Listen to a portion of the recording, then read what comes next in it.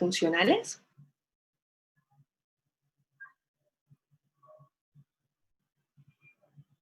¿No? Las funcionales dan una visión dinámica del funcionamiento cerebral. Ok, muy bien. Sí, estas se usan principalmente en investigación. Eh, Recuerden que es poner al sujeto frente a un estímulo, una tarea cognitiva y poder ver su desempeño y también poder ver, digamos que esas áreas que se activan mediante la tarea cognitiva pues que esté realizando el sujeto. Entonces son, digamos que, em, muy importantes en el área de la investigación y de hecho nos ha arrojado muchísimos resultados en este campo. Por ejemplo, estas técnicas de neuroimagen a la psicobiología, eh, ¿quién las ha aportado de manera importante? La neurociencia cognitiva, ¿sí? O sea, ha sido fundamental ese aporte que ha hecho la neurociencia cognitiva a la psicobiología en términos eh, de estas técnicas de neuroimagen, pues para poder conocer un poco más acerca del funcionamiento del sistema nervioso eh, en relación a los procesos cognitivos que el ser humano, pues, eh, digamos que tiene, la memoria, la atención y demás.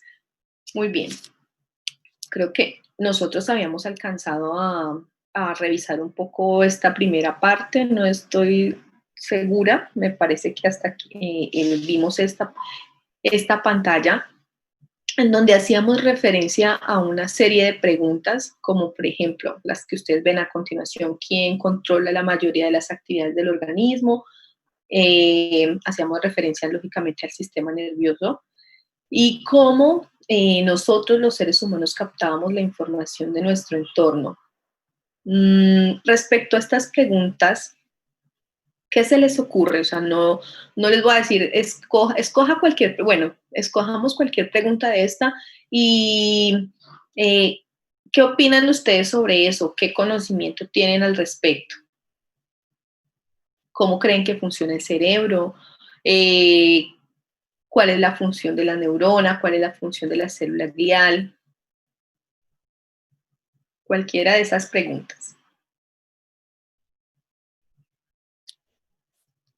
A ver, los escucho un poquito.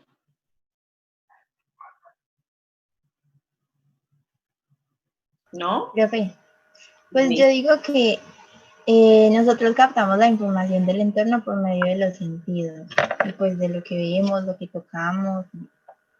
Ujú.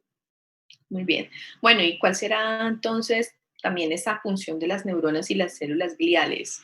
¿Qué tan importantes son? Sirven para captar la información y a su vez transmitirla por todo el cuerpo.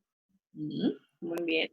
Miren, nosotros tenemos aproximadamente 100 billones de neuronas y las células gliales multiplican 10 veces a las neuronas. Y ustedes saben que las células gliales hay diferentes tipos de células gliales. Unas se encuentran en el sistema nervioso central, otras en el sistema nervioso periférico. Muchas de ellas comparten las mismas funciones, pero en diferentes sistemas y, y vamos a verlo con detenimiento luego, cuáles serán esas funciones y qué tan importantes son dentro del sistema, porque muchas veces se ha atribuido, digamos que la función más importante a la neurona, pero se ha dejado de lado un poco esa función de la célula glial, o no tanto que se haya dejado de lado, sino que no se le ha dado el reconocimiento de lo que realmente implica este funcionamiento dentro de nuestro sistema. Entonces, luego vamos a ver un poco al detalle, pues, sobre estas dos células.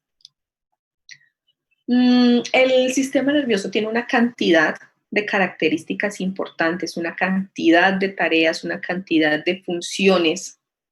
Por ejemplo, hoy en día sabemos que es el sistema nervioso quien controla, quien regula la mayoría de las actividades del organismo, ¿sí? Y además tenemos pues en cuenta que toda esa información que viene del ambiente, que viene de nuestro entorno, pues va a ser captada por diferentes receptores sensoriales y todos esos receptores sensoriales están ubicados o están distribuidos de una manera muy organizada por todo nuestro cuerpo. Hay diferentes tipos de receptores y entonces estos se encargan de que precisamente de recoger, de enviar la información para que toda esa información sea procesada e integrada por nuestro sistema nervioso y a su vez se dé una respuesta o se traduzca en una respuesta de tipo también conductual o de tipo motor, ¿sí? Entonces, el sistema nervioso además, pues aparte de recibir, recibe, integra, procesa información y envía diferentes señales para regular muchas funciones en el organismo. Dentro de esas funciones, pues lógicamente está esta, que es la puesta en marcha de la conducta, la regulación de distintos mecanismos homeostáticos, de los sistemas endocrinos, del sistema inmunológico, y además nos sirve, lógicamente, de puente entre la información que proviene del medio y la respuesta del organismo. ¿Para qué? Para adecuarnos o para adaptarnos adecuadamente a las demandas del entorno. Y además, eh, podríamos decir que subyace pues a todo lo que somos, por eso lo pongo aquí, porque nosotros como seres humanos somos emociones, entonces digamos que al sistema nervioso subyacen nuestras emociones, nuestra inteligencia, la resolución de problemas, el pensamiento, el lenguaje, el aprendizaje y demás. Bueno, creo que lo habíamos mencionado hace 8 días también y decíamos que el sistema nervioso tenía diferentes niveles de estudio, ¿sí? Diferentes niveles de estudio que nos permiten aproximarnos de una manera experimental para su conocimiento. Entonces tenemos 2 niveles importantes, el nivel macroscópico y el nivel microscópico.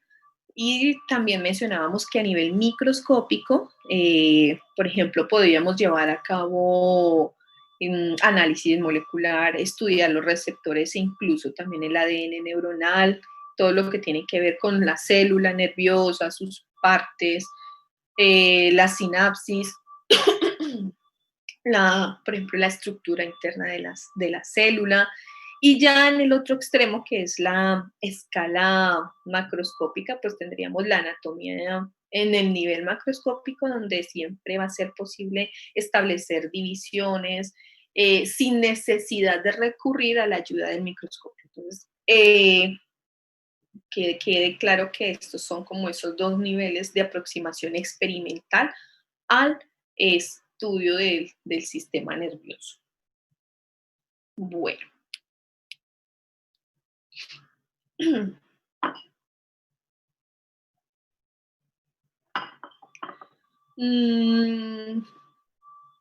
Esto es una definición que me parece muy importante, pues digamos que como para ir recopilando los diferentes conceptos que se tejen alrededor de la psicobiología.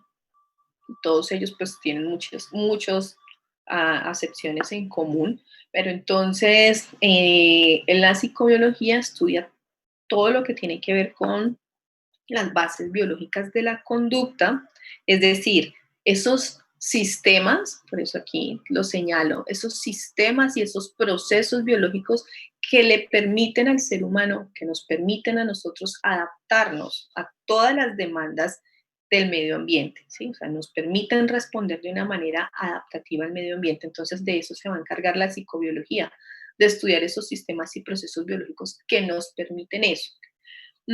Además, aborda ciertas características, por ejemplo, de la expresión de la conducta, que van a depender de estos 2 factores, miren, del factor filogenético por un lado, del factor filogenético por un lado y de la interacción con el medio ambiente. Entonces, por un lado vamos a tener ese digamos que ese factor filogenético que es tan importante para poder comprender la conducta. El factor filogenético tiene que ver con qué, con ese aspecto evolutivo de la especie, con esa información genética que porta cada persona. Entonces, el factor filogenético finalmente lo que permite es como o reúne todos esos logros adaptativos de nuestra especie y ustedes saben que la conducta finalmente es el resultado de la evolución. Entonces, cuando estudiamos o cuando digamos que cuando vemos los diferentes componentes de la psicobiología, siempre va a ser muy importante tener en cuenta ese factor filogenético también que determina esas características generales de nuestra especie. Pero además, entonces, no solamente vamos a tener en cuenta el factor filogenético, sino que también vamos a tener en cuenta ese factor de interacción con el medio ambiente. Es decir, cuando hablamos de este factor de interacción con el medio ambiente, nos referimos básicamente a esas circunstancias a través de las cuales la información genética guardada en nuestros genes es modulada por el medio ambiente, tanto interno como externo, ¿sí? Entonces, miren ¿qué quiere decir esto? Todos los seres humanos llegamos cargados con una información genética, pero esa información genética se expresa de manera diferente en cada ser humano. ¿Y de qué depende esa expresión de esa genética? Pues de esa interacción que el ser humano tiene con su entorno. Entonces, por eso es que cuando hablamos en psicobiología de que este factor es importante, es porque esa información debe entrar a jugar un papel importante con el medio ambiente para poder que se exprese de determinada manera. Entonces ahí entra en juego también lo que es el comportamiento, lo que es la conducta. Por eso es que entonces este estudio de la psicobiología también va a depender de esos dos factores, ¿sí? Del factor filogenético y del factor de interacción con el medio ambiente. Cuando hablamos de ese factor de interacción con el medio ambiente, digamos que entra en consideración un concepto y es ese concepto de los factores epigenéticos, es decir, ese componente genético en interacción con el medio ambiente, pues va a dar un resultado. Entonces, esa interacción es lo que se conoce como los factores epigenéticos, que también hacen parte del objeto de estudio de la psicobiología. Bueno, yo les había mencionado un poco algo sobre Hebb y esta publicación de la Organización de la Conducta. Habíamos dicho, bueno, cuando vimos el video anterior, entonces el video nos hacía referencia a varios autores y dentro de esos autores, pues entonces no se mencionaba a Hebb, pero yo de todas maneras lo mencioné. A quien sí se mencionó en su momento fue a Wilhelm Wundt. Y Wilhelm Wundt, ¿qué hizo Wilhelm Wundt en su momento? De hecho, él aparece después de Hebb, o sea, de esta publicación, él aparece posteriormente.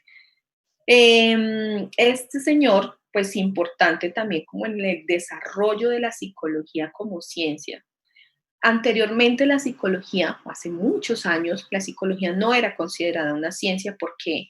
Porque ustedes saben que los procesos mentales son procesos que digamos que no son tangibles, es decir, uno puede hablar del pensamiento, pero el pensamiento no se puede tocar, no se puede ver.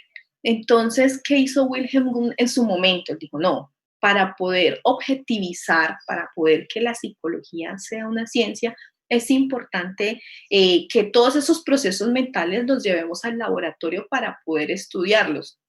Y entonces ahí fue cuando él empezó a tratar de medir todo esto, todos los procesos mentales que definitivamente no eran, si, por ejemplo, hablar del pensamiento, entonces no era posible, o hablar de las mismas emociones, la ira. Entonces, ¿cómo poder objetivizar la ira? Bueno, entonces vamos a describir y ahí es cuando vienen pues todas estas técnicas de observación, de medición psicofisiológica,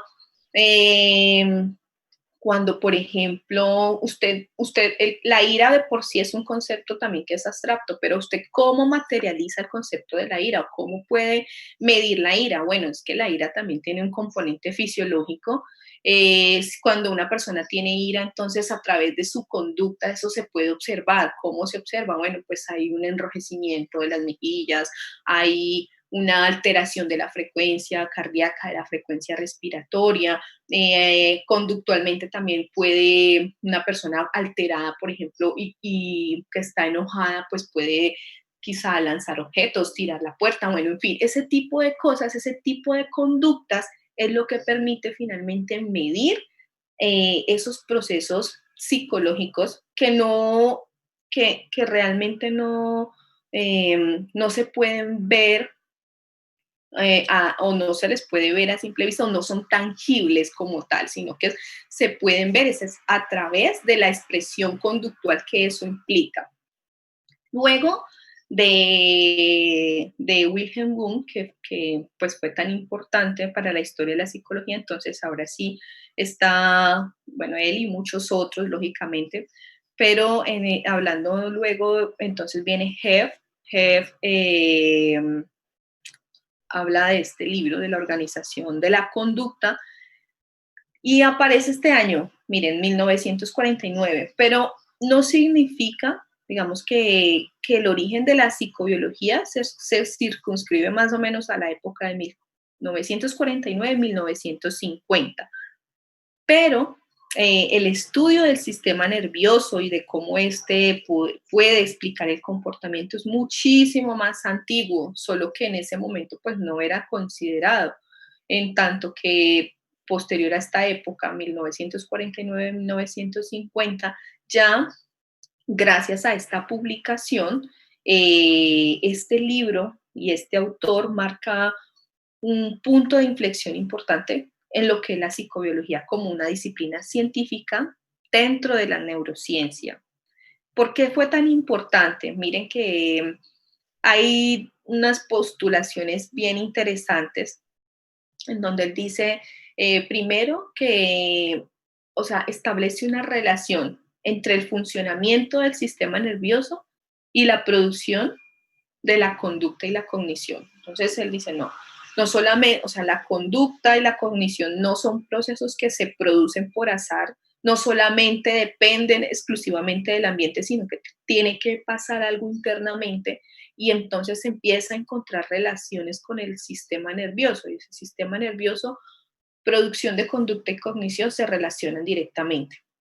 Entonces, dentro de esa misma publicación, también intenta explicar o definir cómo es que cada proceso cognitivo necesariamente implica una actividad neural, ¿sí? O sea, como por ejemplo el pensamiento, como por ejemplo el aprendizaje, eh, a todos esos procesos pues subyace una actividad neural. Y entonces es aquí cuando de manera importante ya se empieza a reconocer la psicobiología como una disciplina científica. Bueno, centrándonos entonces en lo que es el objeto de estudio, siempre pues tener en cuenta, ¿sí?, la conducta abordada como proceso biológico. Y entonces, en base a esto, ¿qué? A la psicobiología le interesa, por eso lo coloco, digamos que hago como todo este mapa en este caso.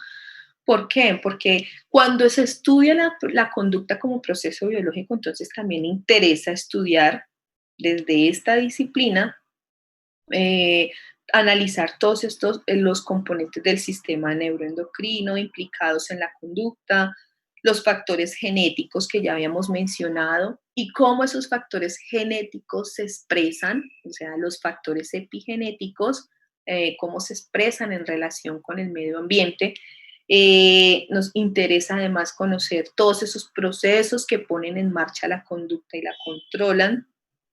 Y además conocer todo ese conjunto de adaptaciones ocurridas a lo largo de la historia evolutiva. Por eso es importante también conocer las diferentes adaptaciones evolutivas, porque cuando entendemos las adaptaciones evolutivas, pues finalmente podemos comprender un poco cómo ha sido todo ese, digamos que, y volviendo a 2 diapositivas atrás, todo ese componente filogenético, toda esa historia ancestral del ser humano y cómo la conducta ha ido evolucionando a través del tiempo. Ustedes, por ejemplo, ahorita en sus socializaciones van a encontrar que hay dentro de la lectura hay muchos elementos relacionados con todo lo que tiene que ver con la adaptación evolutiva, justamente por eso, porque la conducta pues tiene un factor evolutivo, o sea, somos lo que somos hoy en día gracias a ese arraigo filogenético que viene desde hace mucho tiempo. Entonces, estos en términos, digamos que si voy a resumir el objeto de estudio, entonces tendríamos que hacer referencia a todos estos elementos.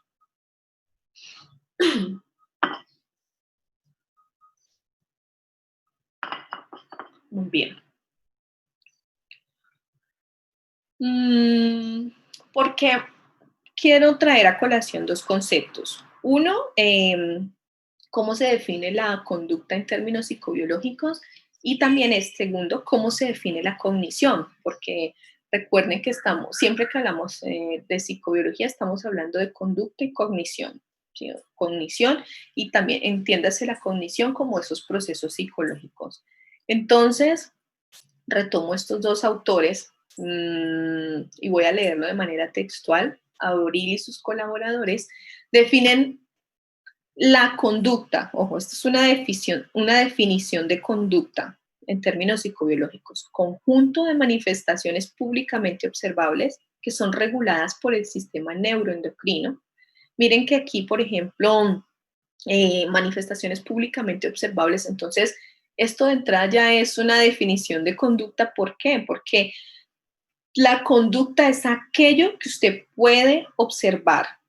O sea, no es un proceso introspectivo, sino que es algo que usted puede observar y por eso, entonces, digamos que esto es lo que hace que el comportamiento humano pueda ser de alguna manera objetivizable. ¿Por qué? Porque se puede observar, porque se puede medir, pero además están diciendo que es regulado por el sistema neuroendocrino, ¿sí? Aquí es donde está pues como ese componente biológico de lo que vendría a ser la conducta, que está mediado mediante las cuales el animal como un todo en respuesta a un estímulo interno o externo se relaciona activa y adaptativamente con el entorno, con el medio ambiente. Siempre estamos como en esas entre esos 2 aspectos. O sea, qué pasa internamente y cómo eso que pasa, todo eso que acontece internamente a nivel biológico se expresa de determinada manera en el medio ambiente para que el ser humano se pueda adaptar de una manera adecuada a esas demandas que ocurren ahí en ese contexto donde interactúa el ser humano. Y por otro lado, tenemos la cognición. Se dice que la cognición entonces deriva de la actividad neural y que la psicobiología entonces será capaz de estudiar esos sistemas neurales que resultan de todas estas actividades relacionadas con los procesos cognitivos. Por aquí ya como finalizando un poco la presentación, entonces tenemos que tener también en consideración que la psicobiología se nutre, como ya lo hemos dicho, o sea, la psicobiología hace parte de la neurociencia y se nutre de la neurociencia. Recordemos que las neurociencias pues estudian todo lo que tiene que ver con el desarrollo, la estructura, la función, la patología del sistema nervioso. Entonces, la neurociencia nos aporta como toda esa parte de la biología y la neurociencia cognitiva entonces se va a enfocar principalmente en cómo todo ese componente o cómo esas estructuras del sistema nervioso, cómo esa función se relaciona directamente con los procesos cognitivos también. Entonces, por eso es muy importante entender que la psicobiología se nutre de manera importante de estas dos disciplinas científicas, tanto la neurociencia como la neurociencia cognitiva. Y de la neurociencia cognitiva, además, digamos que vienen unas premisas muy importantes desde el componente de la investigación para la psicobiología. Y es que de aquí, sobre todo, digamos que parte de la investigación llevada a cabo dentro de la psicobiología, sobre todo lo que tiene que ver con técnicas de neuroimagen a nivel estructural y a nivel funcional, pues justamente vienen dadas por la neurociencia cognitiva. O sea, ¿por qué? Porque pues ellos ya entonces entran a estudiar, sí, todo lo que tiene que ver con el sistema nervioso, pero atendiendo principalmente a cómo es que funcionan todos los procesos cognitivos, cómo es que a través de una imagen funcional es el desempeño del sujeto en determinada tarea cognitiva, qué tipos de áreas se van a activar o cómo funciona el sistema en relación a determinadas tareas o a determinados estímulos. Entonces, hacemos pues, o estas dos disciplinas científicas también aportan muchísimo al enriquecimiento de la psicobiología o psicofisiología. Muy bien, chicos. Entonces, ahora vamos a empezar con el grupo número 1. El grupo número 1, voy a retirar aquí, dejar la presentación, la retiro para que inicie el grupo número 1. ¿Listo? ¿Quiénes son? Para que puedan compartir su pantalla. Yo, profe, ya la puedo empezar a compartir. Vale.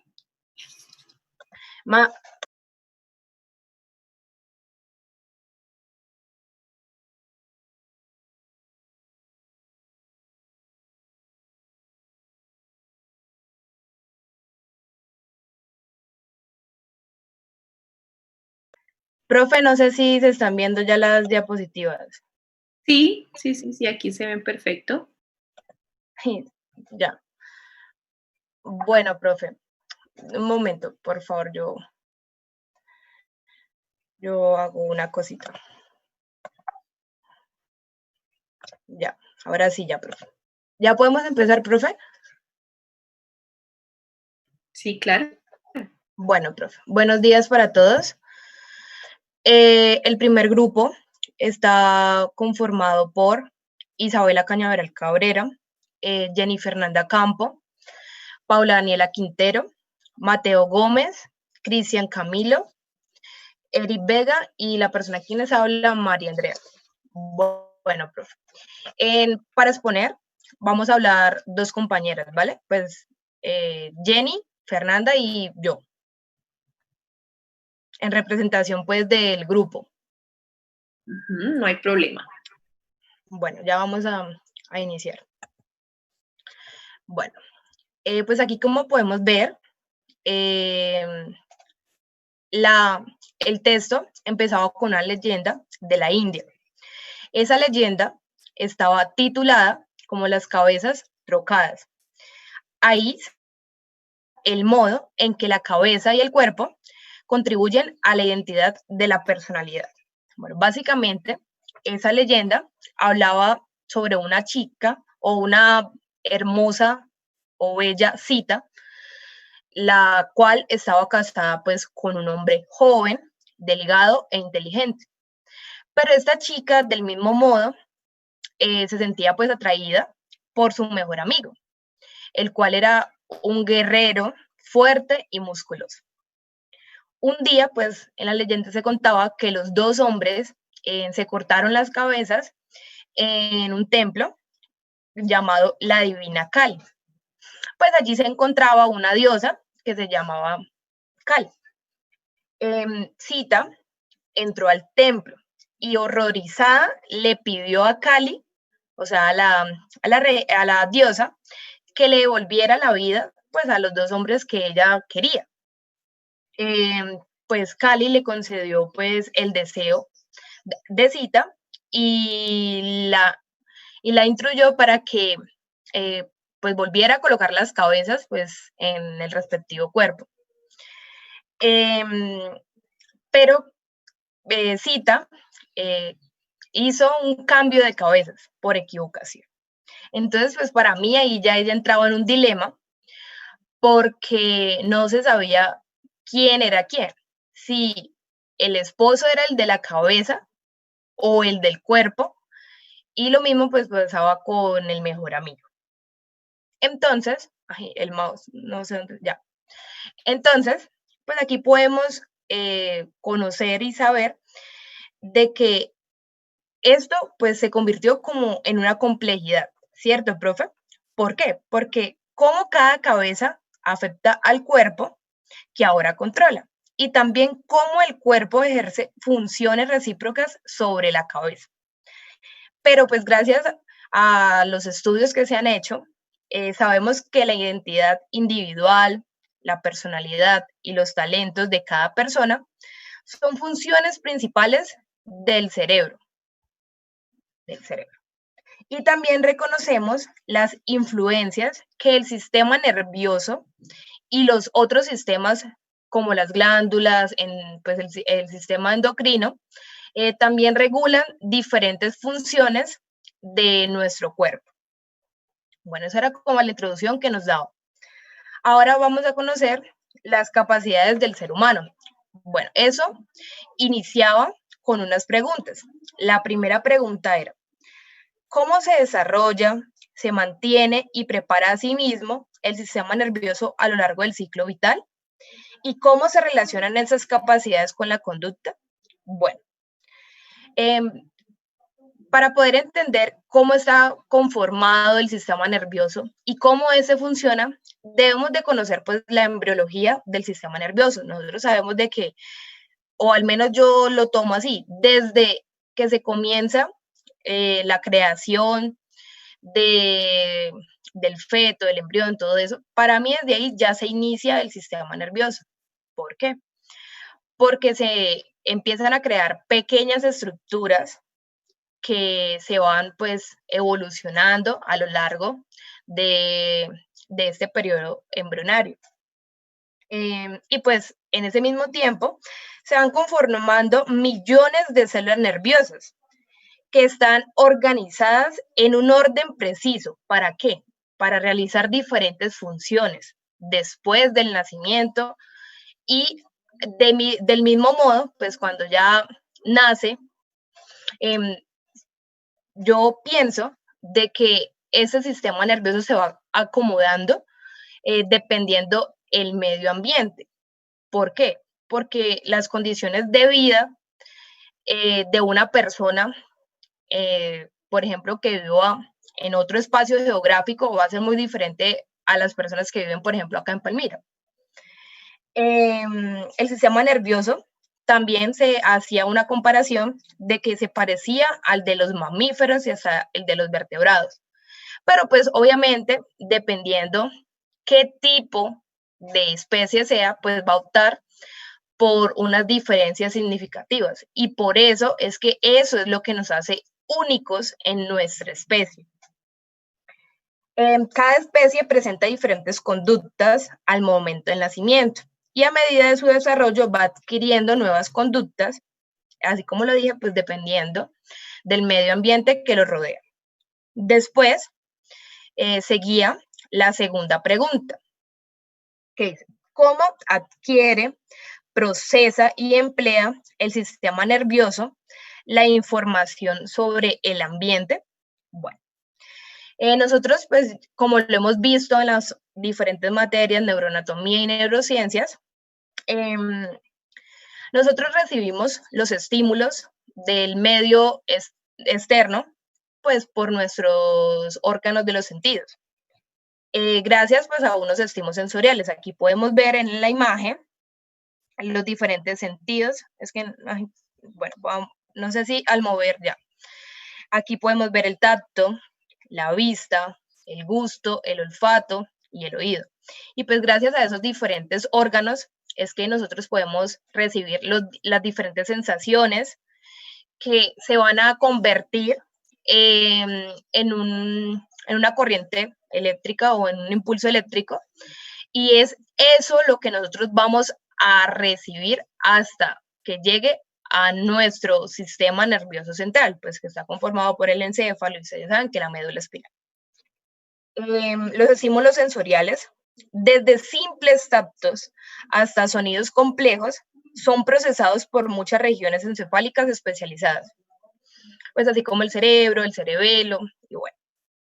Y el procesamiento sensorial perceptual ayuda a activar y a controlar las respuestas corporales coordinadas, desde los movimientos oculares finos hasta el sutil salto de un bailarín.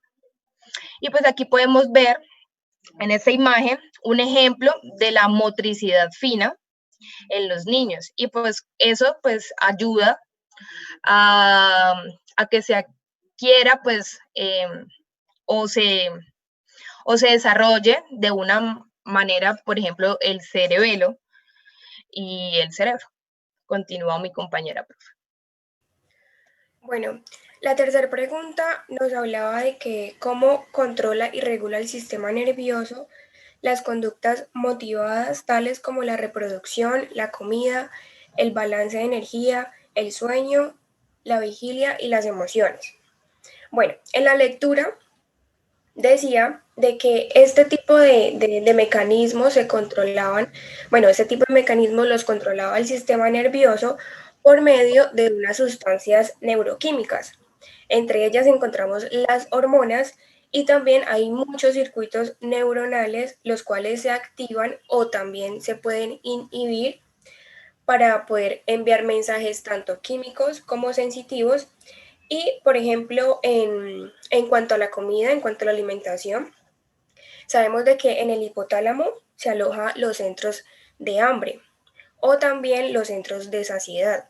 Y también ahí en el hipotálamo hay unos centros neuronales que son los que participan para estimular la parte del apetito, que en ese caso se llamaría una hiperfagia. Y también por el contrario, puede, pues al ser destruido esos centros neuronales del hipotálamo, se puede llegar a un deseo de alimento muy alto y puede proporcionar una inanición o un procesamiento pues caracterizado ya la parte física como un adelgazamiento notable, una debilidad muscular y también un metabolismo muy reducido. Bueno, la cuarta pregunta nos hablaba de que cómo adquiere y almacena el sistema nervioso la información y luego la hace accesible para su uso. En este caso, en la lectura, decía que por medio del aprendizaje y de la memoria. De ahí se salen, o sea, de ahí sale como la aportación del sistema nervioso para poder almacenar esa información de aprendizaje y esa información de memoria y luego llevarla a una reproducción y asimismo terminar siendo como un tipo de experiencia como nosotros lo conocemos. Este mecanismo también se hace por unos estímulos nerviosos, los cuales se producen señales por medio de las neuronas, haciendo una sinapsis entre ellas y llegando al cerebro o a la médula espinal. De ahí es donde se procesa el mensaje y se estimula por medio del aprendizaje y también de la memoria. Bueno, en otro texto nos hablaba de que el cuerpo puede eliminar el dolor. Entonces, ahí decía que los humanos siempre estamos buscando como la manera de eliminar los dolores que tengamos. Y hablaba también de que en China, durante más de 3000 años, se realizaba la acupuntura, la inserción y unas rotaciones de aguja. De ahí fue que nació la parte del alivio del dolor. Y de ahí se descubren unos mecanismos de medicamentos que se llaman los opiáceos. Los opiáceos ahorita en la actualidad los conocemos como los que controlan nuestra percepción del dolor y también se supone que nuestro mecanismo de, digamos, de regulación de nuestro sistema inmune puede llevarse a cabo por medio de esos opiáceos. Entonces, también decía que hay unos estudios que decían que la heroína durante los años 70 aportaban el descubrimiento de estos mismos opiáceos. Y estos también se relacionaban en la parte del encéfalo, es decir, de que nosotros en el encéfalo tenemos una parte donde nuestro mismo cerebro y nuestro mismo encéfalo puede producir unos opiáceos llamados opiáceos endógenos. Esos opiáceos endógenos pueden aliviar el dolor y pueden aportar un poco más para el mecanismo de acción de los medicamentos, aparte de lo que hace realmente cada medicamento. Y pues por último, decía también de que también el descubrimiento de los opiáceos ha llevado a un resultado también para nosotros los humanos llamado el efecto placebo. Y pues algunos investigadores decían ahí en el texto de que el efecto placebo producía un alivio debido a los entornos clínicos que promueven la liberación de unos opiáceos diferentes a los que nosotros, como decía anteriormente, en el encéfalo podemos pues producir. Y ya, profe, básicamente eso era como lo que hablaban las 4 primeras lecturas. Ok, muy bien, chicas y chicos, muchas gracias. Bueno, quiero compartirles aquí una pantalla brevemente para contarles algo. Por favor. Bueno, profe, ya las quito. Un momento. Gracias. Ahí. Vale. Ya. Aquí. Bueno. Muy bien el grupo, muy claro.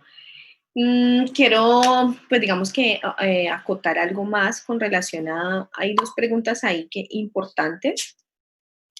Aquí, estas 2, que ustedes también lo mencionaron de una manera, pues, amplia. Entonces, haciendo, y no va para, estas 2 preguntas no van exclusivamente para el grupo 1, sino que podemos hablar todos, participar todos los demás. Y lógicamente lo vamos a ir viendo ya en profundidad, pero sí me gustaría como que nos centráramos un poco aquí sobre cómo ahorita la compañera que habló primero, ¿recuerdas tu nombre? María Andrea, profe. María Andrea hacía referencia a cómo el sistema nervioso procesa la información y efectivamente hablaba de los órganos sensoriales que van a ser o van a cumplir un papel fundamental en ese procesamiento de información. Y también hacía referencia a cómo inicialmente, pues, digamos que esa energía con la que llega el estímulo, pues finalmente es transformada en un impulso eléctrico para poder que el sistema nervioso reconozca esa información. ¿Cómo se llama ese proceso entonces de transformación de energía? O sea, de la energía con la que llega el estímulo, que es una energía física de presión o de calor o de luz, y se transforma. Eléctrica. Dime. Eléctrica. Ajá, sí, exacto. Y el proceso de transformación, ¿cómo se conoce? Se conoce como un proceso de ¿qué? Percepción. El proceso de transducción, ¿sí? Pero entonces miren que eso no es tan sencillo. O sea, uno dice, bueno, sí, el estímulo viene con una energía física y tan se transforma en energía eléctrica para que el cerebro la pueda procesar. Y eso suena muy sencillo. Realmente nosotros lo hacemos de manera muy sencilla porque esto es imperceptible, pues para nosotros. Pero cuando empezamos a conocer un poco más del funcionamiento, nos damos cuenta que esto es una máquina impresionante que hace una cantidad de cosas al mismo tiempo para poder que nos podamos reaccionar realmente a cualquier estímulo de dolor, de calor, de frío, bueno, en fin, cualquier tipo de sensación corporal. Entonces, sí, ese proceso de transducción es supremamente importante porque si no se transformara esa energía con la que llega el estímulo en un impulso, en una energía eléctrica, pues lógicamente que el cerebro no podría reconocer, así como ahorita lo mencionaron ustedes, chicas, no podría reconocer esa información que va llegando. ¿Qué sucede primero? Aquí hago referencia a estos dos conceptos, el potencial generador y el potencial de acción. Es decir, que cuando estamos hablando del potencial, primero se va a originar ese potencial generador, y si ese potencial generador supera el umbral, pues entonces ya, ahí sí podríamos hablar de que al superar ese umbral se va a convertir en un potencial de acción que va a viajar por todas las vías aferentes, es decir, ahí sí se va a obtener una respuesta. Entonces, cuando hablo de superar el umbral, me refiero a las características que tendrán que tener esos estímulos que van a llegar a nosotros para poder que se conviertan en potencial de acción. ¿Qué características piensan ustedes que deberá tener ese estímulo para poder convertirse finalmente en un potencial de acción? ¿Qué características debe tener para superar el umbral? ¿Cómo debe ser ese estímulo? ¿Cómo deben ser los estímulos? Muy fuerte. Constantes, profe. Entonces, exacto, tiene unas características de constancia, de fuerza, unas características de magnitud. Entonces, importante la intensidad. O sea, este sería como digamos, de las características importantes, la intensidad del estímulo. ¿Qué otra característica creen ustedes que debe ser necesaria o que se debe tener en cuenta?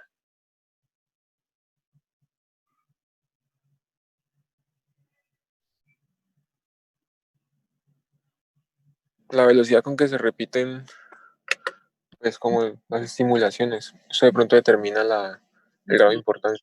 Ok, bueno, entonces tendríamos que hablar, sí, O la cantidad de estímulos. sí, por ejemplo, el umbral individual, es decir, el umbral de cada ser humano para recibir un estímulo. Este umbral puede ser diferente a la hora de captar una estimulación concreta. Por ejemplo, factores como la edad, como el envejecimiento. Ustedes saben que a medida que vamos envejeciendo, pues hay una disminución sensitiva.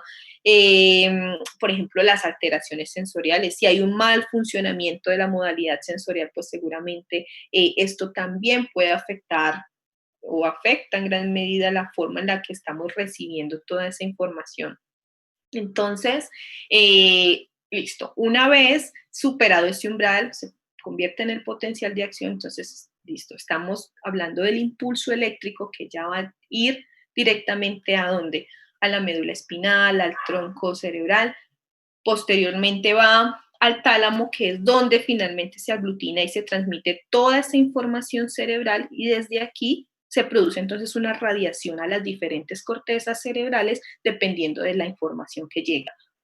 El olfato, por ejemplo, tiene un sistema organizativo diferente. Ustedes saben que los receptores olfativos externos no entran ni a médula ni a tálamo, sino que esos impulsos generados en estas células van directamente a la corteza cerebral. Y los receptores del olfato en la corteza se encuentran en los bulbos olfatorios. Entonces, este es como el sistema que tiene un procesamiento o un sistema organizativo diferente. Haciendo referencia un poco a esta segunda pregunta que ustedes también mencionaron, chicas, y es cómo almacena. Entonces, tenemos cómo procesa y cómo almacena la información. Y es importante pues hacer como referencia a el concepto de la memoria. ¿Sí? O sea, cuando estamos hablando de almacenamiento, entonces estamos hablando definitivamente de un proceso cognitivo que es la memoria. Hay muchos tipos de memorias, ¿sí? Pero entonces, por ejemplo, nosotros, digamos que podríamos incluir inicialmente que en ese proceso de formación de la memoria se incluyen al menos dos etapas. La memoria de corto plazo y la de largo plazo. O sea, partamos de esos dos conceptos, memoria de corto plazo y de largo plazo. Y además, ¿qué creen ustedes o cómo, de qué manera entonces se relaciona, por ejemplo, la memoria con la emoción? Espérenme que voy a cerrar la ventana, que hay unos gaticos por aquí. Denme un momentico.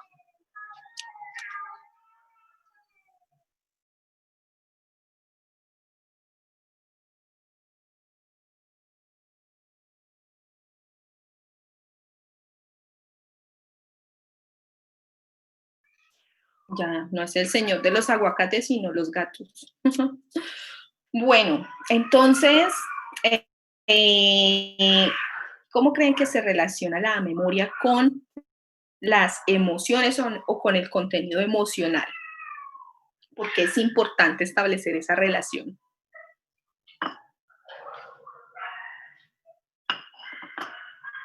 Pues depende, ¿no? Pues si es una emoción algo muy feliz, algo que raya mucha felicidad, pues será un recuerdo grato, una emoción grata, pienso yo. Sí, Daniel, tienes toda la razón.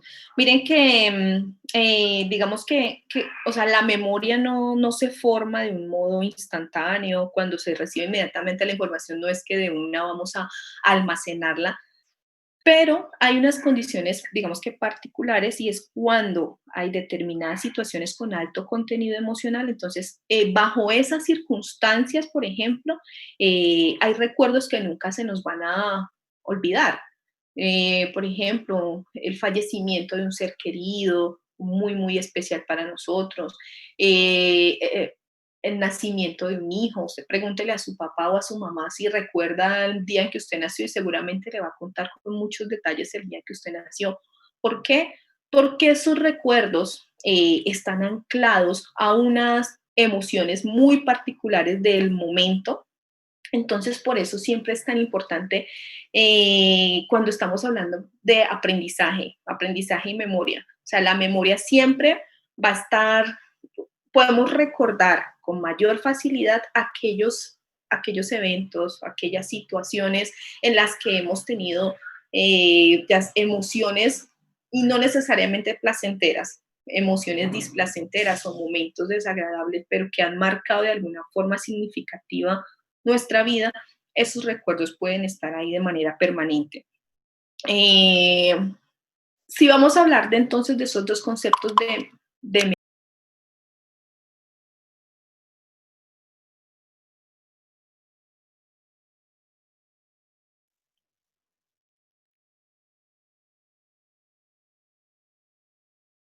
Bien, perfecto. Profe, no se le escucha. No se escucha, profe. qué pena, lo había bloqueado y no me di cuenta, lo había silenciado.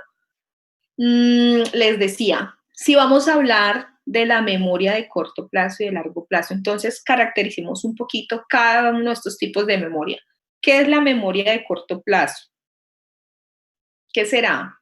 ¿Cómo es esa memoria? Es un poco fugaz, ¿no? Ujú. Sí. No es como tan detallada, ¿En qué, Paula? como tan precisa, o sea, ya es como por encimita y si uno no sigue practicando o recordando ciertas cosas, ya se le olvida. Ujú. Exactamente. Entonces, digamos que esa memoria de corto plazo, primero permite almacenar una cantidad limitada de información, ¿sí? Es una memoria que es más inmediata para estímulos, por ejemplo, que acaban de ser percibidos. Es una memoria que es frágil, es una memoria que es transitoria, como usted lo mencionan, que es, digamos que es muy vulnerable a las interferencias o a cualquier tipo de interferencia. Supongamos que usted está en su salón de clase y un compañero al lado suyo le dice, ve, mi número telefónico es 316, ta, ta, ta, ta. Y resulta que en ese momento justamente llega una persona tocando la puerta de su salón. Muy seguramente ese estímulo o esa interferencia puede hacer que usted inmediatamente olvide ese número y ya no vuelva a recordarlo. Y entonces, digamos que de esa misma manera podríamos decir que esa memoria de corto plazo es muy frágil. Además, si estamos hablando, por ejemplo, de los cambios eléctricos que ocurren tras una memoria de corto plazo, podríamos decir que son cambios más efímeros. Por ejemplo, estas redes que se establecen en una memoria de corto plazo, pues van a ser mucho más débiles, no van a ser sólidas como, por el contrario, sucede con la memoria de largo plazo, ¿sí? Si por el contrario, entonces hay repetición de la experiencia, esos cambios neuronales de la memoria de corto plazo persisten y entonces, ¿qué va a pasar? Pueden activar otros mecanismos de plasticidad que van a producir cambios estructurales en la sinapsis. Cuando estos cambios estructurales ocurren, entonces, estos cambios son los que van a constituir ese soporte físico para el estadio siguiente, que es la memoria de largo plazo, ¿sí? O sea, en la memoria de corto plazo, esas conexiones van a ser débiles y muy seguramente no van a producir esos cambios estructurales que sí ocurren en la memoria de largo plazo. ¿Por qué? Porque aquí ya la información por repetición de la experiencia es mucho más sólida y esas redes se van a establecer de una manera más segura, más sólida, dando como consecuencia pues un almacenamiento en la memoria de largo plazo. ¿Qué características entonces tendrá la memoria de largo plazo? Sí, pues pensando en que la de corto plazo es frágil, es vulnerable, es transitoria, entonces, si nos vamos a referir a la de largo plazo, entonces, ¿qué tipo de característica podrá tener? Pues puede ser que retiene la información por más tiempo, ¿no? Sí, digamos que en pues almacena primero gran cantidad de información que es durante un tiempo indefinido. Miren que además tiene una característica importante y es que también está basada, por ejemplo, en qué tan funcional es la información que queremos recuperar, porque cuando tenemos la memoria de largo plazo, nosotros podemos recuperar esa información nuevamente. Usted, por ejemplo, en este momento, ustedes van en cuarto semestre, entonces seguramente recuerdan muchas cosas de primero, segundo, tercero, y esa información usted la vuelve y la recupera cuando la necesita, en cuarto, en quinto, en sexto. Pero en este momento quizá es mucho más difícil recuperar información que también está en la memoria de largo plazo, pero que está por allá, por ejemplo, cuando usted estuvo en el bachillerato. ¿Sí? Pero ¿qué pasa? Usted puede ir, retomar tal vez un libro y decir, ah, sí, yo sé que yo vi esto, lo retomo, lo recuerdo y bueno, vuelvo y lo traigo y lo recupero. Entonces, esto significa que la memoria también tiene un componente, digamos que contextual, un componente funcional. En la medida en que yo necesito la información y en que la estoy utilizando, pues en esa misma medida también puedo recuperarla de una manera más fácil, ¿sí? Entonces la memoria de largo plazo, pues como les decía, puede almacenar gran cantidad de información. Es una memoria que a diferencia de la memoria de corto plazo es estable, es duradera, es poco vulnerable a las interferencias y siempre tener en cuenta también que para que esas memorias se formen se necesita que estén intactos, por ejemplo, el hipocampo, la amígdala siempre va a estar ahí acompañando a la memoria porque definitivamente lo que vamos almacenando tendrá mucho que ver con nuestro componente emocional, es decir, nosotros guardamos información que es relevante para nosotros, pero siempre detrás de esa información relevante va a haber un componente emocional. Esta clase me gusta más, entonces por eso yo a esta clase generalmente todo lo que aprendo ahí lo voy grabando. ¿Por qué? Porque hay una motivación, porque hay una sensación agradable al ver determinada asignatura. Entonces, siempre, siempre todo está anclado a ese componente también emocional. Muy bien. Entonces, podemos continuar con el grupo número 2, por favor. ¿Quiénes son? Profe, la memoria a largo plazo está relacionada con la memoria episódica. La memoria, sí, claro. O sea, ustedes saben que hay diferentes tipos de memoria. Entonces, la memoria episódica pues tiene que ver precisamente con momentos especiales y si está relacionada. Entonces, ¿qué la convierte como en memoria de largo plazo? Justamente también esa capacidad de poder volver a traer esos recuerdos al momento actual.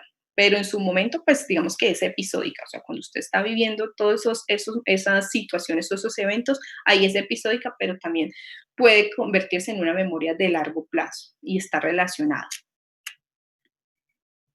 Bueno. Profe, yo quería dar, antes pues, de que siga el segundo grupo, yo quería dar como un ejemplo de lo que pasa en una persona en el efecto placebo. ¿Puedo? Claro que sí, bienvenida. Bueno, la gente que sufre dolor frecuente lo alivia con píldoras inactivas. Y esas píldoras pues son llamadas las pastillas de azúcar, que provocan ese efecto placebo. Digamos que el proceso de manera psicológica, pues pienso yo que ocurre pues en la persona es que el simple hecho de que ella vaya al médico, observe la bata blanca y pues se encuentre en el consultorio clínico, contribuye a esa efectividad del tratamiento que el profesional le vaya a mandar. Así pues las pastillas sean inactivas. Entonces, digamos que en ese momento en el que el paciente se enfrente a eso, a ese entorno, ya se va a estar fabricando los opiáceos, que en este caso pues serían endógenos, y van a hacer una mejoría del dolor. Claro, tienes toda la razón. Y miren que, por ejemplo, por eso se dice que digamos que el efecto placebo tiene un mayor efecto, valga la redundancia, en los contextos clínicos. Y eso tiene un componente muy psicológico justamente, ¿por qué? Porque o sea, va a depender mucho de quién le administre a usted el placebo, ¿sí? Si se lo administró el médico, claro, el médico tiene una investidura cargada de conocimientos. ¿Quién es el que sabe sobre la salud? Digamos que es el médico, y la persona o el ser humano tiene eso muy claro. Cada que yo voy al médico, entonces digo, bueno, yo voy al médico porque yo le he dado determinado o le he adjudicado un poder para que me pueda curar. Y en esa medida, entonces, asimismo, también va a surtir efecto el efecto placebo. No significa que es exclusivamente de los contextos clínicos, ¿no? Aunque allí funciona muy bien. Por ejemplo, en los niños funciona mucho cuando es que le dolía la cabeza y la mamá le dice, bueno, te vas a tomar, y le puede dar un agua con una hierbita o con o azúcar o demás. Y el niño muchas veces, porque es su mamá, porque es la persona en la que él cree, porque es la persona en la que él siente que tiene ese conocimiento, entonces inmediatamente también surge o tiene pues como el efecto deseado, que es que el dolor disminuya o el dolor desaparezca. Es muy interesante estudiar estos fenómenos desde el componente psicológico también. Muy bien, chicos, entonces pueden continuar, por favor. Los escuchamos.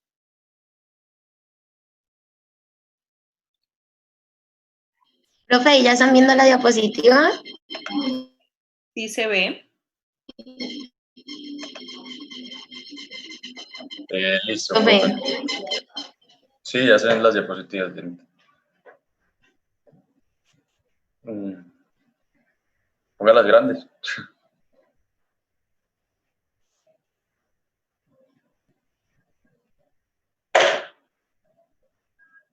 Bueno, el funcionamiento anómalo del sistema nervioso humano. Los integrantes son Diana Marcela Valante, Isabela Marín, Valentina García, Nelia Alexandra, Juan Sebastián Ramos y Juan Sebastián Núñez. Janita. Listo. Para poder saber cuál es el funcionamiento anómalo, toca entender el funcionamiento normal. Podemos notar que el sistema nervioso, el que más que regula, es el que se adapta a los estímulos externos. Encontramos que él tiene varias señales que pueden ser hormonas o que son neurotransmisores. Si estos neurotransmisores fallan, se presentan ciertos trastornos que vamos a ver más adelante.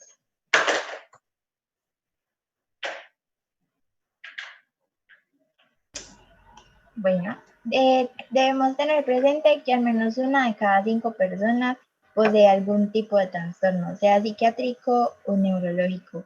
Pues, ¿qué pasa? A medida que ha pasado el tiempo, se han dado cuenta que los trastornos psiquiátricos van mucho de la mano y se apoyan mucho de las neurociencias. porque estas como que estudian el funcionamiento y la fisiología de estos trastornos. Podemos ver que los principales trastornos psiquiátricos en USA son la depresión, la ansiedad, la esquizofrenia y el abuso de alcohol y drogas. Y los neurológicos, encontramos que el primero que se encuentra es la enfermedad de Alzheimer, después la epilepsia y el menos común, la enfermedad de Parkinson. Bueno, una revolución neuroquímica en psiquiatría. Antes, en psiquiatría, pues se trataban a los pacientes que sufrían de alguna enfermedad con remedios naturales. También se optaba por encerrarlos en clínicas psiquiátricas, así como ustedes lo veían, que la camisa de fuerza y todo eso. Ahora, un tiempo, en los años 40, unos investigadores franceses, en busca de un anestésico, descubrieron la clorpromacina. Este medicamento encontraron que tenía efectos tranquilizantes en el paciente. Esto generó una introducción a los fármacos antipsicóticos, lo cual generó un gran avance, ya que por ejemplo, un paciente con esquizofrenia no tenía la necesidad de que lo encerraran sin saber qué hacer. Ya podían pues medicarlo y que éste tuviera una vida más o menos plena.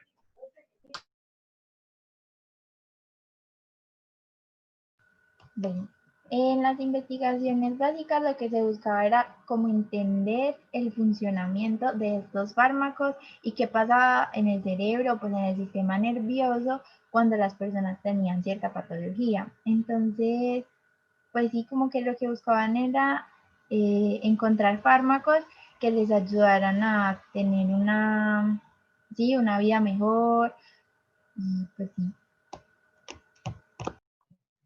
Bueno, funcionamiento de los fármacos y efectos posteriores. Como hablamos anteriormente, estos fármacos pueden ayudar a la gente que los necesita, esto es muy importante, que los necesita a llevar una vida plena, pero últimamente, en las últimas décadas, se dio un auge de estos medicamentos en gente que no los necesitaba. O sea, no es lo mismo que un esquizofrénico consuma una droga o una persona que sufra de ansiedad, un ansiolítico, a que una persona normal lo haga.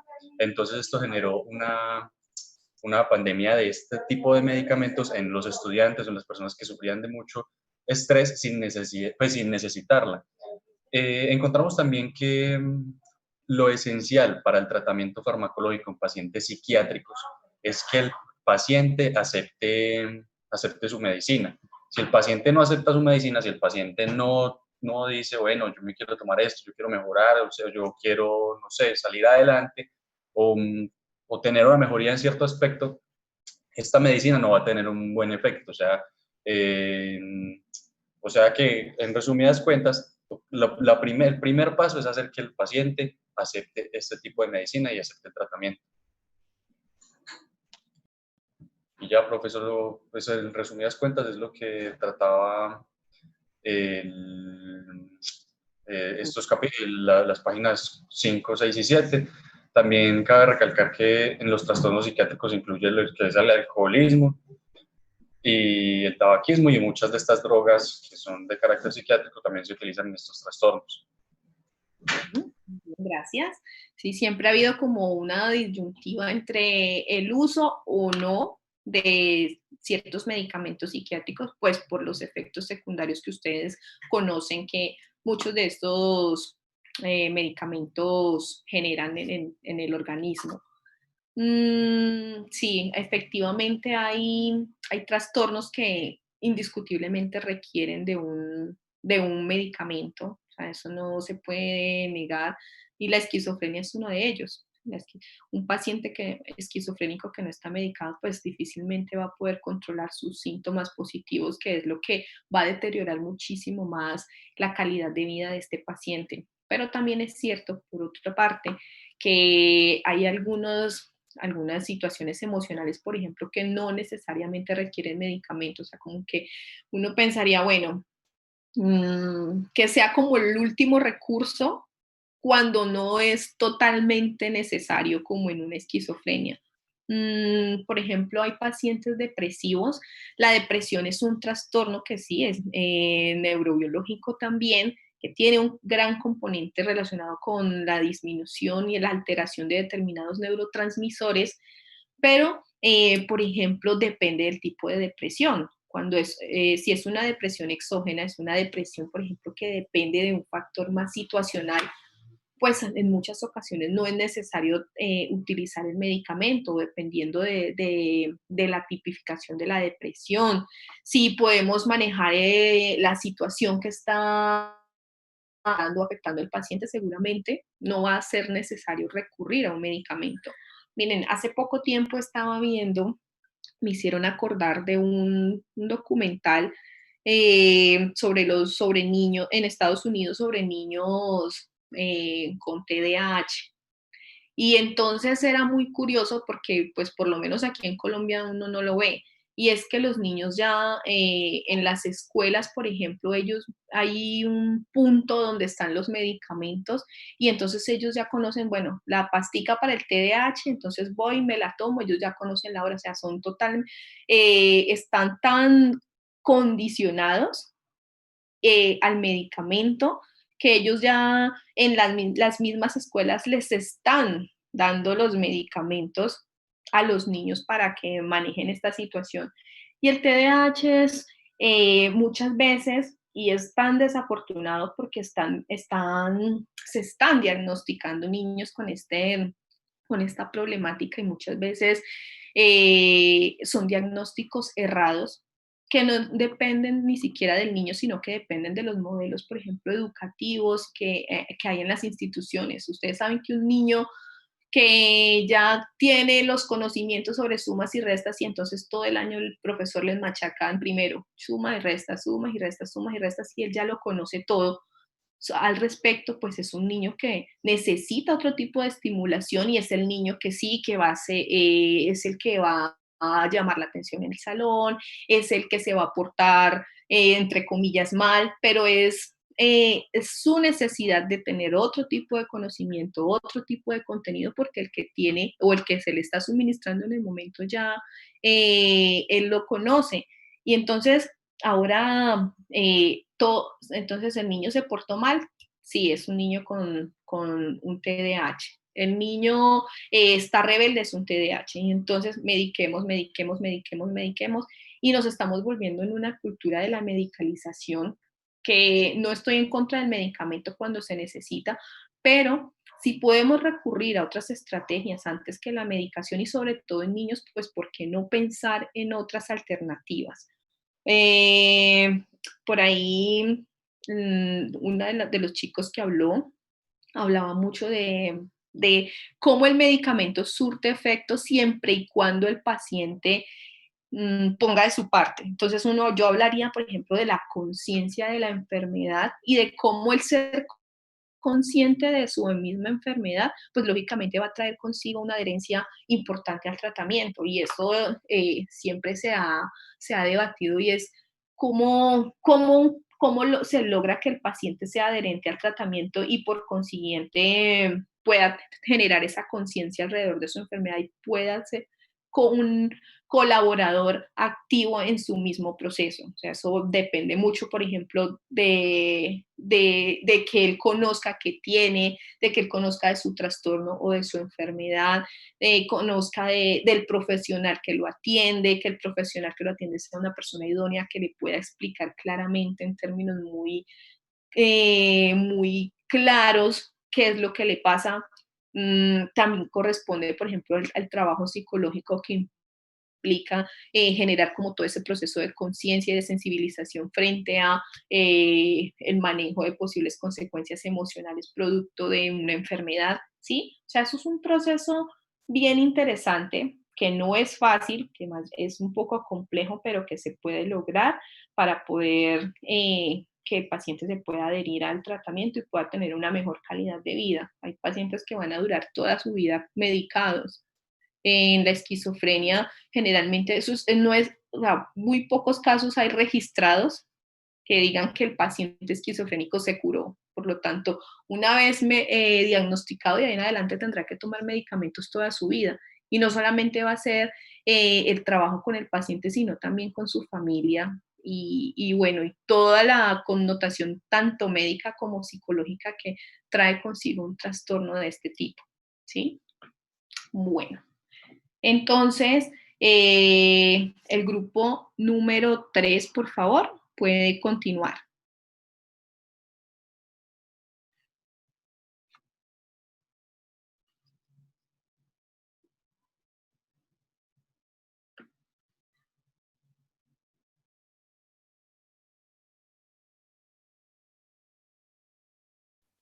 Buenos días. Mi grupo está conformado por mi persona, Dayana Gabriela, Lizeth Daniela Cuero, Alejandra Pastas, Daniela Gudelo, Valentina Buitrago y Richard Castro.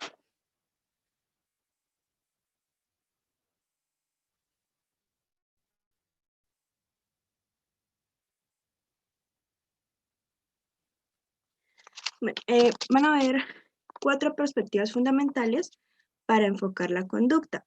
La primera sería la descripción de la conducta, donde podremos describir la conducta en términos de acciones, resultados o funciones. Esta contribuye con características esenciales y describe los métodos usados para que puedan ser repetidos. Luego vamos a tener la evolución de la conducta, donde la teoría de Darwin sobre la evolución a través de la selección natural permite percibir diferentes tipos de conducta y sus mecanismos. De ahí emergen 2 aspectos: la continuidad de la conducta y los procesos biológicos en las especies a causa de antepasados en común, y las diferencias propias de cada especie en la conducta y la adaptación a diferentes entornos. Luego tenemos el desarrollo de la conducta a lo largo del ciclo vital, donde observamos los comportamientos de un individuo a lo largo de su ciclo vital. Esto nos dará pistas para comprender sus funciones y sus mecanismos. Por último, tendremos la determinación de los mecanismos biológicos de la conducta, donde la historia de una especie relatará los determinantes evolutivos de su conducta y tiene como objetivo examinar los mecanismos corporales que hacen posibles conductas particulares en cada especie e individuo. Perdón, un momento, los interrumpo. Ustedes van a trabajar hasta continuidad, ¿verdad? A ver, yo veo, porque para que no Sí, se vayan. profe.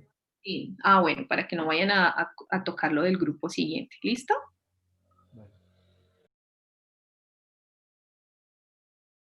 Continúen, por favor.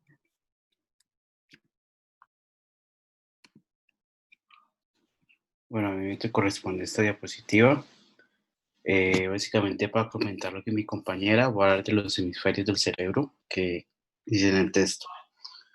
El hemisferio izquierdo se encarga principalmente del lenguaje y los cálculos lógicos y matemáticos, y también está de la memoria. El hemisferio derecho se encarga básicamente del procesamiento de la música, imágenes y el sentido de lo que vemos. En la descripción funcional de la conducta, yo puse un ejemplo de las partes del cerebro donde pues el cerebro mediante estímulos pues nos da la opción de correr, saltar y aplaudir. Esto se hace por medio del lóbulo frontal, que se encarga de los movimientos corporales de nuestro cuerpo. También tenemos el lóbulo temporal, que se encarga del aprendizaje y la memoria, el aprendizaje y las emociones, perdón. Y el tálamo, que se encarga de controlar el proceso de la información.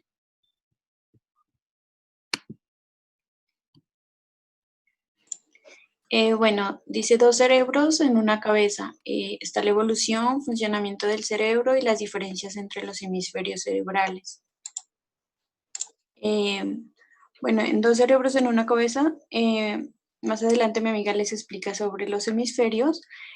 Hay un ejemplo en la lectura que decía que supongamos que cada vez que una persona diestra se abotona una camisa con su mano izquierda, intente desabotonarla, parecería 2 controladores diferentes que están trabajando a la vez. La mayor parte de nosotros estamos a salvo de tal frustración debido a que la información procedente de los lados derecho e izquierdo del cuerpo se hallan integrada por las vías que conectan los lados del cerebro. Una parte, la integración acerca de las aproximaciones clínicas y de laboratorio. La investigación básica y la práctica clínica se influyen de forma recíproca, es decir, que en la investigación básica está proporcionando conceptos y técnicas que se aplican a la comprensión y a la ayuda de que la gente tenga un adecuado funcionamiento nervioso. También la observación de estos pacientes nos proporcionan datos para estimular al interior la comprensión de los mecanismos neurales de la conducta. Este intercambio es mutuamente beneficioso. Entre el laboratorio y la clínica están desapareciendo y mi amiga les va a hablar acerca de los hemisferios.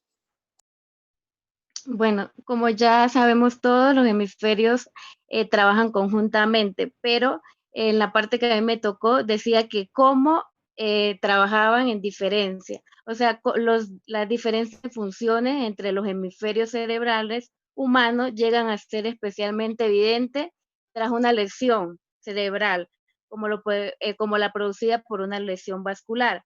Un ejemplo de esto decía que la lesión de cierta parte del hemisferio izquierdo produce importantes cambios en el habla y en el lenguaje, ya que sabemos que el hemisferio izquierdo se encarga de esto, mientras que si la lesión se lesionara el hemisferio derecho, raramente afectaría el habla.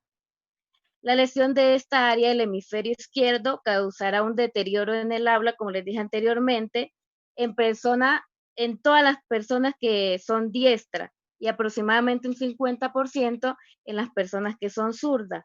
A esto se le llama dominancia cerebral. Esto quiere decir que el hemisferio izquierdo habrá dominado sobre el hemisferio derecho.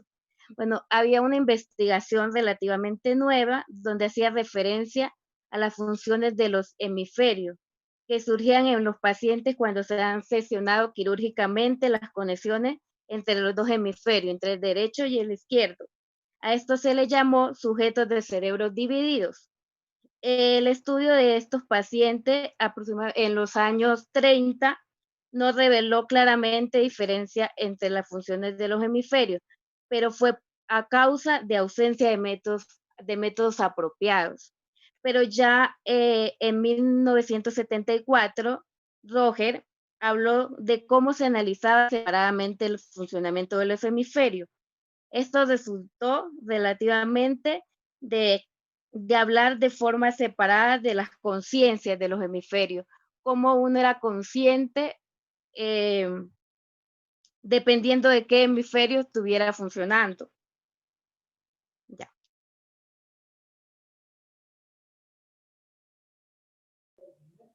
Bueno, a mí me corresponde hablarles sobre los aspectos de la conducta y cómo ésta ha ido evolucionando a medida pues que ha pasado el tiempo.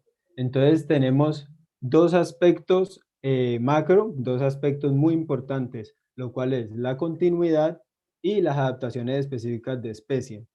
La continuidad se refiere a la conducta que va relacionada con la especie genéticamente. Esta es el tipo de conducta que se ha desarrollado a lo largo del tiempo y que ya viene codificada en el ADN. Entonces, ¿a qué se refiere este tipo de conducta? Un ejemplo muy claro es la selección genética. Por ejemplo, los caballos. Los caballos tienen un proceso que se vuelve fisiológico ¿en qué? Es un ejemplo clarísimo en que, ¿qué pasa? Si la madre está embarazada y nota por instinto, eso es instintivo, es fisiológico, que el feto viene con algún problema genético, su propio cuerpo, su propio organismo lo desecha. ¿Cómo?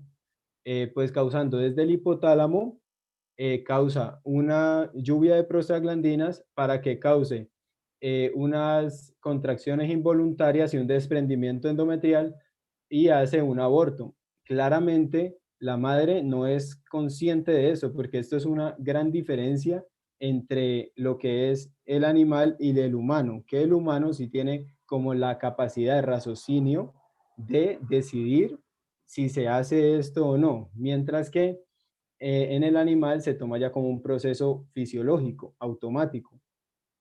Entonces, ¿cómo sigue continuando este tipo de conducta? Se ve también en los impulsos neuronales. ¿Cómo en los impulsos neuronales? Nosotros tenemos mucho número de neuronas, los humanos, hablando de humanos, y pues esto requiere unos impulsos que nos llevan a tomar una acción o que dan una determinada acción. Poniendo un ejemplo, como los felinos tienen menos número de neuronas, pero la determinada acción o función es mucho más rápida. El impulso neuronal es mucho más rápido en ellos. Hablando de continuidad y genética. Pasando a las adaptaciones específicas de especie, estos son temas específicos que tiene cada especie dependiendo de su ambiente, dependiendo de su entorno y dependiendo de su desarrollo. Un ejemplo, el murciélago, que depende exactamente de su oído para sobrevivir. Entonces, el murciélago se ha adaptado a ese tipo de ambientes, oscuridad, y él sabe que tiene que cazar y que tiene que sentir a su presa. ¿Por qué? Por medio de su oído. Sin este, él no podría vivir. Aquí también hay otro ejemplo muy claro en la disposición de los ojos de los animales. Esto puede ser, por ejemplo, los felinos tienen los ojos rasgados. ¿Por qué? Porque ellos necesitan ver a su presa y necesitan tener una visión más amplia, por ejemplo, en los árboles y todo el ambiente. Mientras que las cabras, por ejemplo, tienen una disposición horizontal de sus ojos porque estos necesitan una vista periférica porque saben que son un animal de presa y entonces hacen estas adaptaciones para poder escapar y huir. Los humanos, sin embargo, tenemos una capacidad muy grande que es la adaptación. Nosotros nos guiamos por nuestros sentidos, todos los sentidos que tenemos. Sin embargo, si uno de estos falta, nosotros podemos adaptarnos desarrollando otro sentido específico. Aquí entra algo muy importante que es la plasticidad neuronal. La plasticidad neuronal se refiere a un cambio en el sistema nervioso, una adaptación más que todo. Por ejemplo, si en un accidente alguien pierde una pierna o si hay una amputación quirúrgica, el cerebro tiene la capacidad de adaptarse a eso. El cerebro tiene la capacidad de evolucionar ese problema y convertirlo en una ventaja. O por ejemplo, un deportista puede seguir haciendo su deporte, obviamente con esa limitación, pero a lo que me refiero es que el humano se adapta. El humano tiene una capacidad muy grande de poder cambiar esa información genética, esa información del sistema y llevarla más allá. Muchas gracias. Listo, muy bien. Bueno, yo creo que nos alcanzamos un grupo más. Profe, ¿Sí? en eso que le estaba hablando, que era la naturaleza conservadora, que es lo que le estaba hablando, yo había leído que también habían innovaciones de conductancia, o sea, de conducta. Ujú. ¿A qué te refieres? Pues, o sea, pues yo me lo leí para ver si él me lo puede explicar, porque sé que aparecía en la parte de él, que eran las nuevas innovaciones de las conductas, que eso también iba como en lo que él acaba de explicar. Solo que yo no lo entendí mucho y pues pensé que él me iba a dar como una explicación más amplia de ese tema.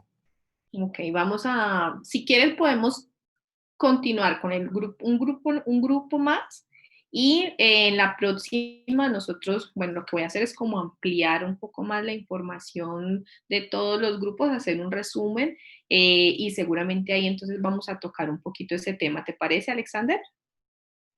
Para darle continuidad y que no nos quedemos acá porque faltan todavía 12 minutos y yo creo que tenemos que avanzar un poquito. ¿Listo? Bueno, profe, ¿y si alcanzamos a exponer?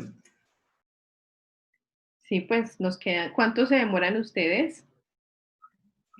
Pues yo no sé, Pues, no sé. Pero bueno, bueno, terminemos este grupo y para que nos queden solamente 2 grupos para la próxima.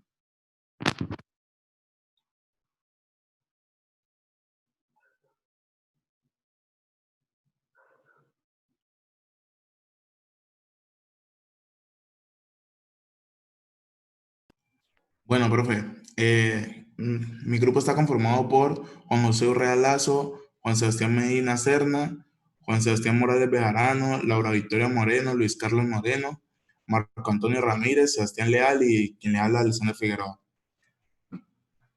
Inicialmente yo les voy a dar la continuidad de los que le habló el grupo anterior, que es de la conservación de la naturaleza. La naturaleza, a medida de los años, ha conservado lo que son sus innovaciones corporales, innovaciones de conductas e innovaciones específicas. Puede mantenerse durante miles de años, como ya ha pasado, y puede verse en diferentes animales y distintas especies. Un ejemplo es el impulso nervioso. El impulso nervioso es el mismo de una medusa, una cucaracha o un humano.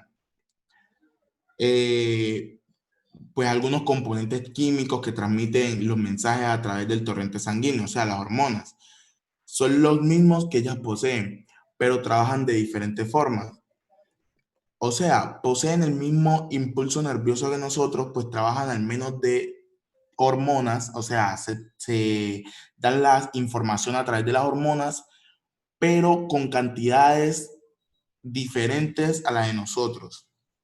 Ejemplo, las hormonas sexuales, que son similares pero no idénticas. Y en los casos de los mamíferos, todos los animales que son mamíferos, son las mismas hormonas sexuales, pero en distintas cantidades y en distintos ciclos de tiempo.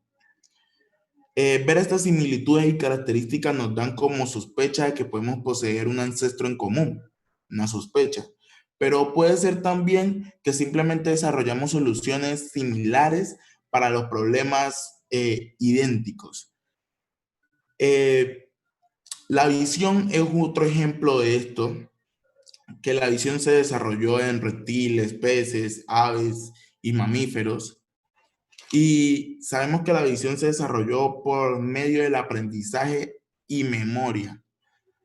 Y la visión es un problema es una solución a un problema desarrollado por un problema idéntico entre los reptiles, aves, mamíferos ya nombrado anteriormente.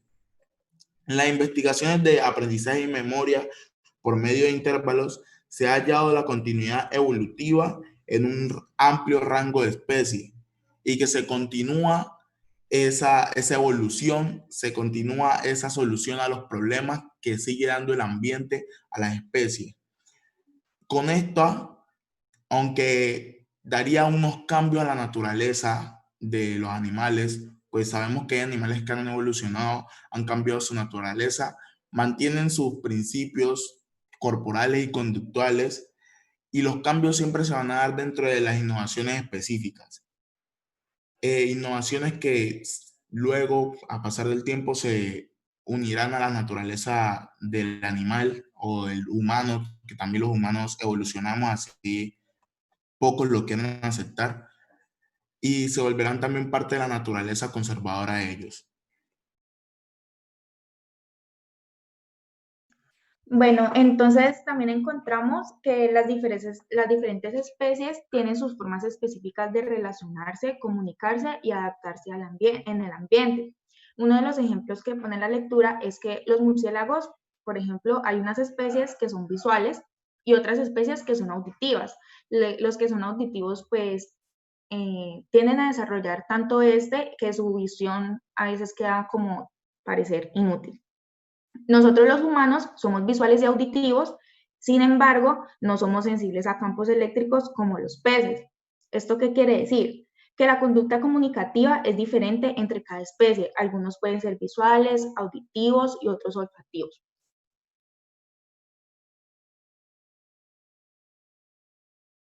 Ahí se me apagó el micrófono. Bueno, la forma de comunicación en algunas especies viene de forma innata. Eso se denomina patrón de especie y pues quiere decir que no requiere de aprendizaje. Y en los seres humanos se produce una variedad de sonidos vocales, pero su función varía al uso en diferentes lenguajes. Bueno, también encontramos que el aprendizaje y la memoria implican procesos distintos. ¿Cómo sabemos esto? Bueno, se ha realizado una observación en los cambios en la conducta individual a lo largo del ciclo vital de un individuo para comprender sus funciones y sus mecanismos. En la lectura se encuentra el ejemplo de que los monos tienen una capacidad de aprendizaje que se incrementa a lo largo de los años, mientras que en los roedores se evidencia que los jóvenes aprenden más rápido, pero olvidan con mayor facilidad, o sea, su capacidad de memoria de formar memoria es un poco más complejo.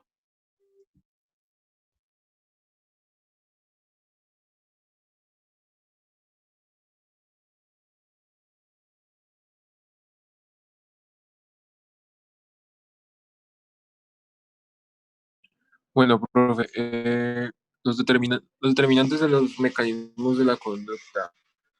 La especie determina la conducta y el individuo determina el desarrollo de esta conducta.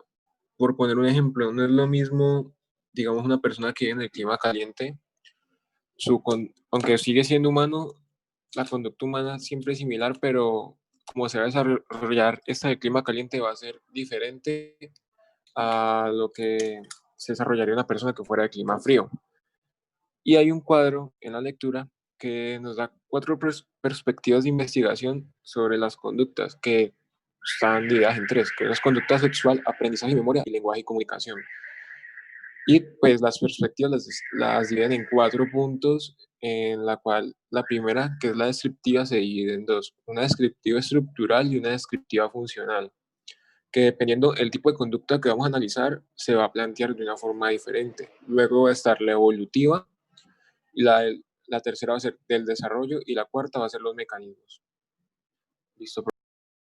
Listo, sería bueno que revisáramos cada uno el cuadro para poder entender las perspectivas de investigación aplicadas y sepan de qué manera, por ejemplo, se hace investigación, por ejemplo, de la conducta sexual, del aprendizaje, la memoria y el lenguaje, de acuerdo a la perspectiva de investigaciones. Es interesante ver el cuadro para poder comprenderlo mejor.